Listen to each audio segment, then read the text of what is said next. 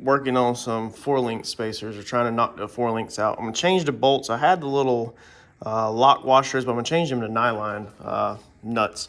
So we're building 4-link spacers. So the bolt sticks out because we're using a grade 8 bolts. We're not using like NASA bolts. So you've got this collar that sticks out.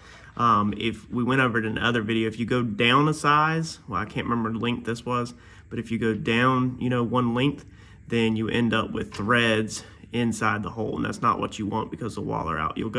If you go back to where we installed the 10 Soldiers race car brackets, look for that video, and we go over a lot more about these bolts and NASA bolts.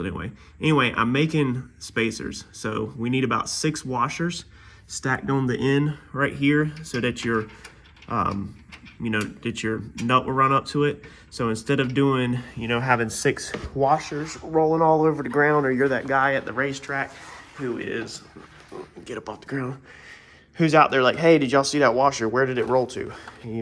6 times 4, and you got washers rolling every freaking where. So all I've done is come through here and used a bolt to get everything straight, stack 6 of them together, and I'm just welding some beads down them. That way, they stay together. So you can see I got these done, a bunch of beads all the way around them, and I'm not even stacking dimes. I'm literally just pulling the weld straight through it. So it ain't got me nothing fancy, but this is never going to change. As long as you keep them same length bolts, you're going to need 6 washers on the end, and instead of fumbling with all these freaking washers, just put some weld across them. So let me get this last one welded up, and then we will get them in the car. All right, so there's our 4-link bolt spacers, so now all your washers are together, and to do it, have it so that the bolt is just barely sticking out of the nut, so the nut is fully engaged, and then there is 1 lock washer. I think instead of switching to nylon, I'm actually just gonna leave the lock washers. This one is flipped because anytime you're in these settings, you're gonna be by the frame rail, so obviously you have to run your spacers on this side. And then this is what you don't want to do. Cut this side too short.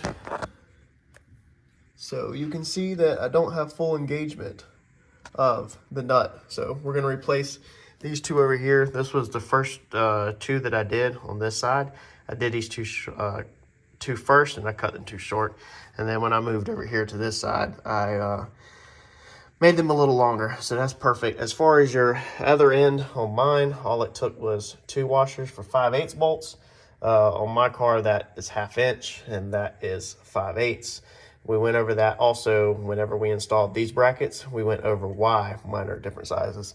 But this side only requires 2 washers, so I'm not gonna weld them together, nothing. And we'll just leave this bolt sticking out because it will never be in the way.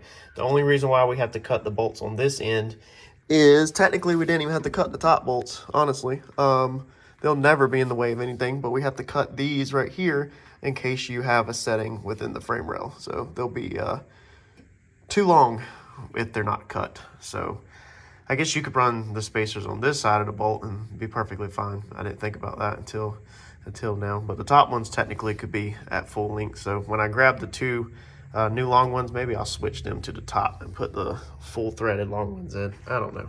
Probably is cleaner with some of it cut off and less likely to get it away. But that's done, so that's another item off the checklist. And remember, when we go to the shop, we're gonna be rebracing this 4-link. So if you're looking at this now and thinking that this needs some more bracing, it's going to the shop to get tubes ran from here to the back of the car to brace the top. So let's move on to the next item.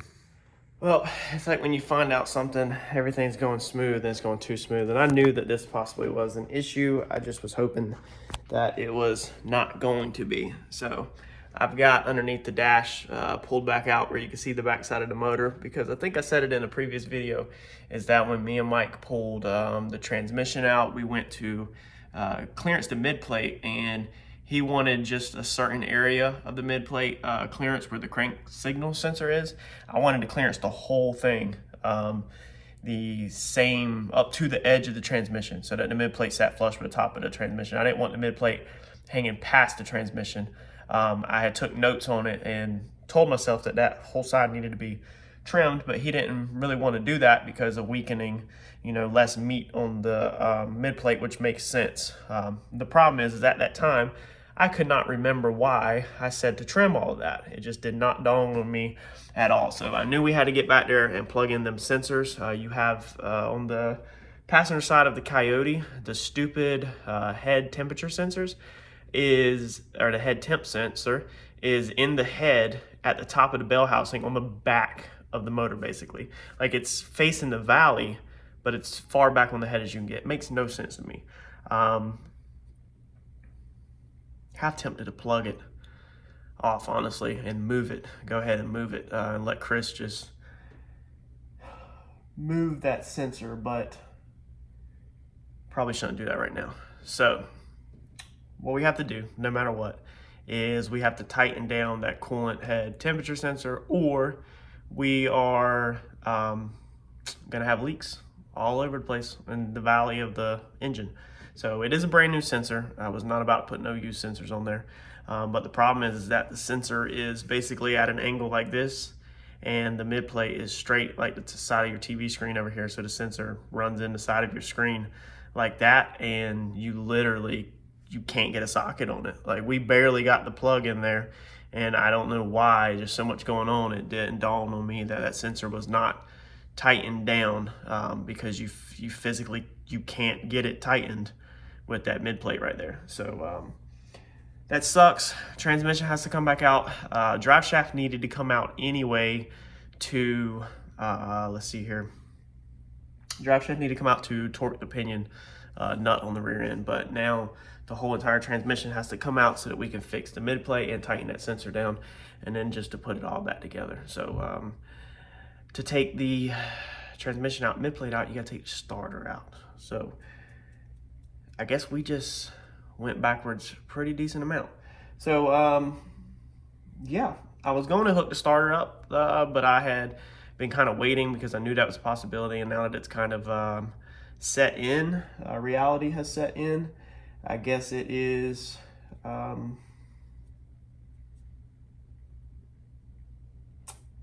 you say, time to start taking the starter out. But maybe I'll just wait until the shop, that way it's on the lift. It's probably way easier to